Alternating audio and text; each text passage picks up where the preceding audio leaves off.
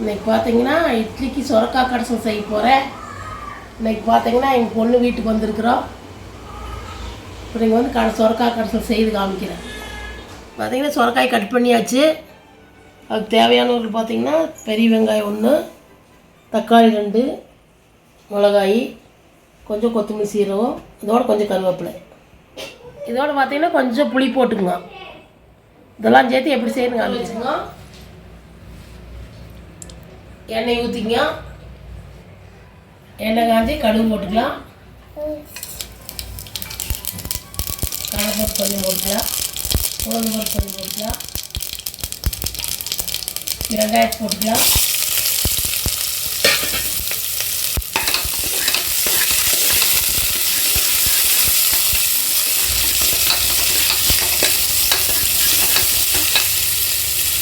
மிளகாய் போட்டுக்கலாம்.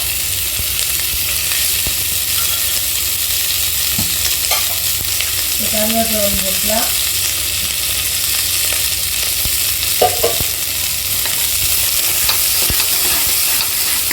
எல்லாம் மிக்ஸ் பண்ணணும்.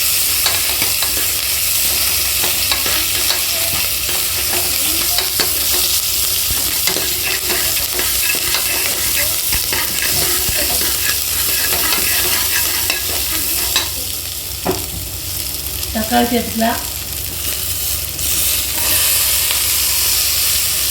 குக்கர் தான் செய்யணும். குக்கர் ஊற்றிடுவோம்.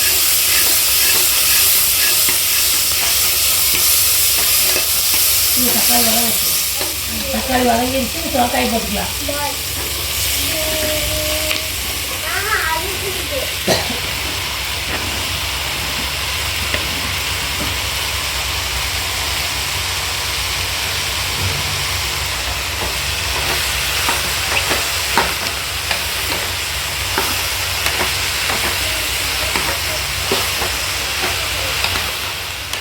கொஞ்சம் வதக்கிட்டு சுரக்காயை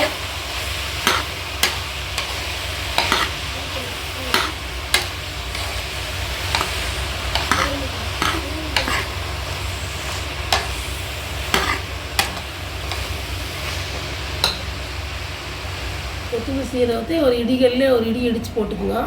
1 2 தட்டி போட்டுக்குங்க.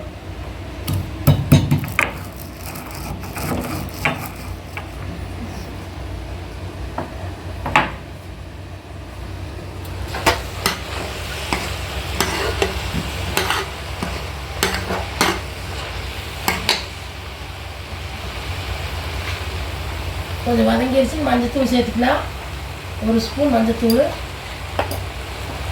கொத்தமல்லி சீரகத்தை கொட்டி வச்சது போட்டுக்கலாம்.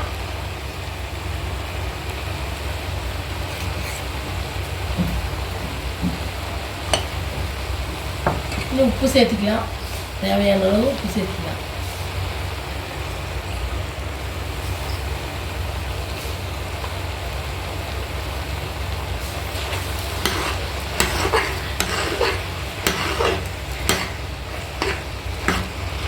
மூட்டெல்லாம் ஒரு வதக்கிட்டுருக்கோம்.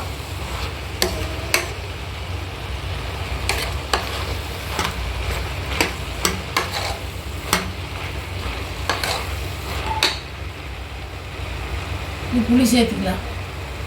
கொஞ்சமாக புளி சேர்த்துக்கலாம்.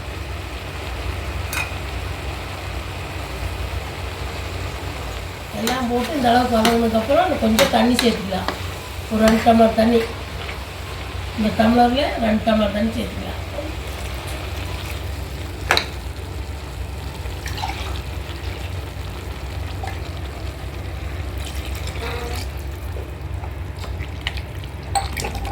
இந்த குக்கரை மூடி போட்டுக்கலாம். ஒரு கலர் கலந்துட்டு